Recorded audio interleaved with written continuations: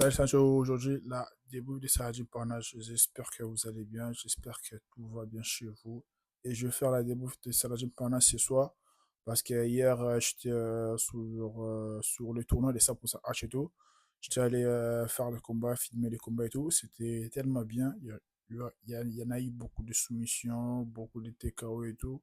Et à la suite, ils nous ont affiché le combat des Saladin Parnasse. Ça s'est passé sur RMC Sport, mais ils nous ont affiché au truc des hatch et tout. Et on a regardé le combat comme j'avais prévu sur les analyses pronostiques. J'avais prévu que Saladin Parnasse, il doit rester debout. Il ne doit pas aller au sol parce que Elch, il est tellement fort au sol. Niveau grappling, Elch, il est archi fort au sol. Il est archi fort au sol et tout. Et Saladin Parnasse, il a rendu le combat plus facile. Il y en a des gens, ils disaient que ouais, le combat, ça va être difficile et tout. Malgré tout, il n'y en avait pas beaucoup la hype et tout. Malgré tout, il n'y en avait pas beaucoup la hype. Moi, je disais que genre, Saladin Parnasse, il doit gagner avec la manière pour qu'il il répond encore la hype qu'il avait avant et tout, quand il avait re-signé encore avec le KSW.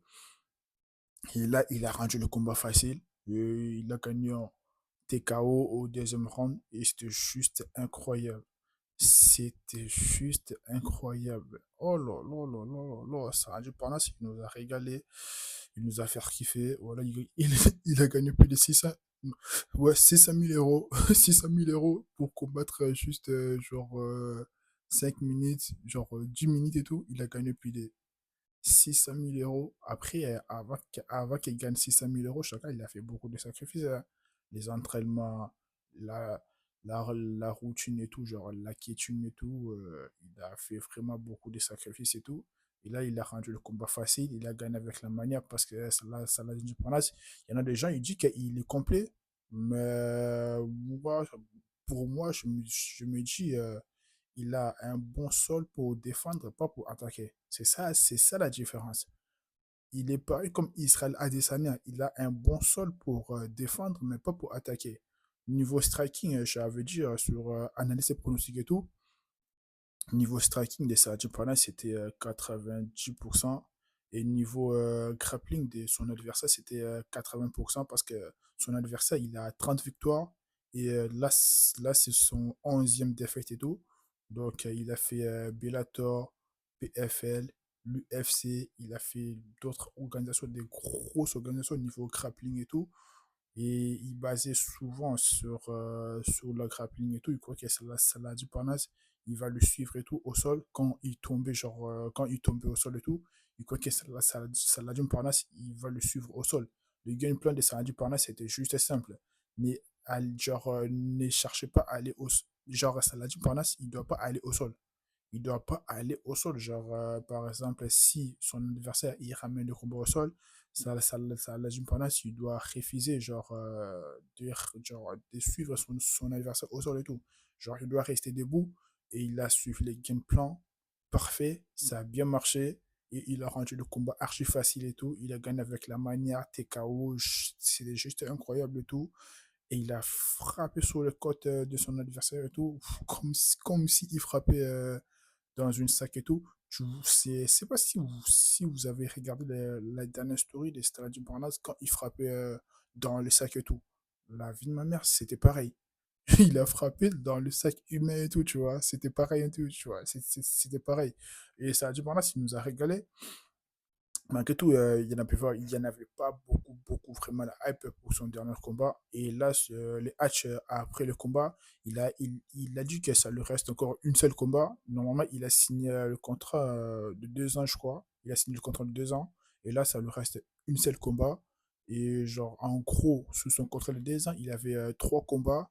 Il a combattu le premier combat de son renouvellement de contrat, c'était l'année dernière. Et là, c'est son deuxième combat. Et après 3 mois ou bien 4 mois, il peut encore combattre. Après, il va être libre. Je suis sûr que Saladin Parnasse, il va combattre sur la carte de l'UFC Paris. Ça va être juste incroyable si Saladin Parnasse il combat sur la carte de l'UFC Paris. Parce que ça lui reste une sept dernière combat, sur son contrat de 2 ans chez KSW. Après, il va combattre encore une seule combat avec Hatch et tout, genre en mode boxe anglaise et tout. Après, je suis sûr qu'il va se tailler direction l'UFC, frère. Malgré tout, de le début, il va pas gagner beaucoup de sous, il va pas gagner il va pas gagner plus de 100 000, 200 000 et tout, tu vois. Malgré tout, il va gagner 50 000 parce qu'il va être double champion chez les 66 kilos et chez les 70. Ouais, et chez les 70 kilos. Et son statut, ça va lui permettre un peu de gagner. Le début, il peut commencer par 25-25 par rapport aux autres combattants. Le début, il commence par 10 plus 10. Et là, il va commencer par 25-25. Ça fait 50 000 déjà. C'est déjà pas mal. 50 000 quand tu combats et 50 000 quand tu. Je dis 50 000. 25 000 quand tu combats et 25 000 quand tu gagnes et tout, ça fait 50 000. Et s'il gagne avec la manière KO, TKO, genre KO spectaculaire et tout, il peut avoir ce putain de bonus comme Morgan et tout. Il a pris plus de 4 fois ou bien 5 fois le bonus et tout, 50 000 et tout. C'est juste incroyable, ça va le pousser dans les 100 000. Et l'État français, ils sont là, ils vont déclarer les impôts et laisse tomber. Je suis sûr que par rapport à la négociation, ça va être comme Michael Chandler et tout, tu vois. Il va combattre une seule combat. Après la deuxième combat, s'il gagne déjà la première combat, après le deuxième combat, on va le mettre pour la ceinture. Je ne sais pas, parce que Chandler, c'est un champion chez Bellator et tout. Il a fait la guerre et son premier combat dans l'UFC, il avait gagné avec la manière. Après, on lui a donné Charles Oliveira pour la ceinture. Malgré tout, il avait perdu. Et je crois que Saladin Parnasse, ça va être pareil. Par contre, le seul souci que j'ai, je ne sais pas s'il va combattre chez les 70 kilos ou bien chez les 66 kilos. Parce que son dernier combat, je suis sûr que son dernier combat de Saladin Parnasse, il va défendre la ceinture de 66 kilos. Et après, il va aller l'UFC, PFL, je sais pas, mais je suis sûr qu'il va aller sur l'UFC parce qu'il y en a beaucoup de fans qui déclarent que ouais, Saladin Parnasse, il doit signer sur l'UFC. Mais si PFL on lui propose beaucoup d'argent, je vous rassure que le triple moustache, il va aller chez PFL, hein. Si PFL lui propose, par exemple, son premier combat, il va gagner plus de 300 000 à 500 000. C'est entre guillemets. Je ne suis pas sûr que ça va être ça, mais s'il va gagner plus de 200 000 à 500 000 son premier combat, je suis sûr qu'il va rejeter l'offre de l'UFC, hein, de gagner 25 000 par 25 000, tu gagnes, 25 000, tu combats et tout, il va rejeter, hein. Je vous rassure qu'il va rejeter. Mais je suis sûr qu'il va signer dans l'UFC et ça va être génial pour nous les Français. On doit le voir, Saladin Parnasse, il combat plus avec des boulangers contre des pâtissiers, des plombiers et tout, de top niveau. Et là, il va combattre avec des vrais combattants et tout. Après son dernier combat, il a pris vraiment un sacré combattant, il est archi fort et tout. C'est un vétéran, mais il a fait vraiment ses épreuves et tout chez Bellator, PFL, PFL et l'UFC. Et là, il avait signé son contrat en 2023 pour combattre en KSW. Et c'est un bon, malgré tout. Il a perdu contre Salah. Et Salah, il est plus fort. Salah c'est le roi, en fait.